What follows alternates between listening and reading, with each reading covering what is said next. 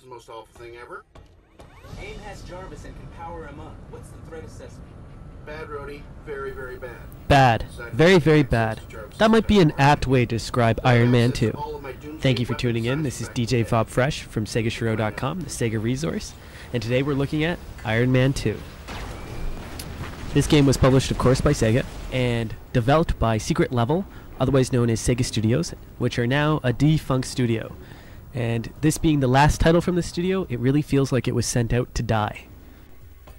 Perhaps more than bad, probably a more accurate way to describe Iron Man 2 is inconsistent, and possibly incomplete, because that's really what the title feels like after I spent, about 8 hours with this game, beating it through, playing levels over and over again, waiting for this game to really show me something great, because there is potential there.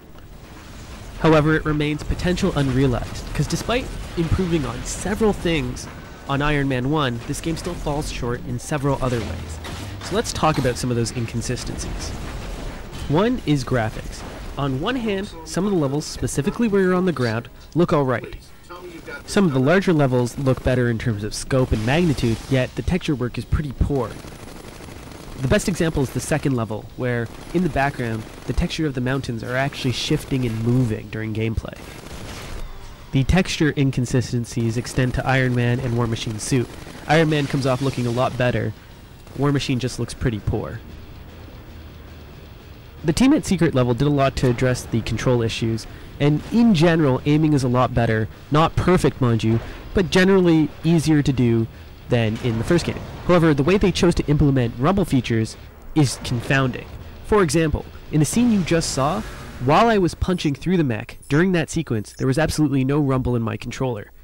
It was so odd that I actually paused the game to check to see if my rumble features were on. There are two types of controller options in Iron Man 2, alternative and standard. I use alternative. I found it a little more just appealing. It just seemed to make more sense to me than the standard. However, this game also has a lot of modification features in it, and it's actually pretty in-depth. So towards the game, you can choose up to 4 weapons to put on Iron Man, and then you can modify those weapons with 4 different types. It took me pretty much the whole game. I think I was about 2 levels out before I fully understood the system, so it's not implemented very well, but it does work. So by the end of the game, I really had an Iron Man that I could call my own, and that was one of the successes of the game. However, figuring out this system was pretty terrible. One issue that many gamers are complaining about with this title is Iron Man's flight speed. And in general, he moves a lot slower than he did in the original game, and it's kind of sad because that was actually one feature that they got right in the first game. However, with that slow speed makes it easier to sort of land aiming while you're actually flying, so you're pulling off shots which you couldn't pull off in the first game. Another cool feature is this ability to jack other robots and actually create your own little mini army. As you can see, that's what I'm doing here right now.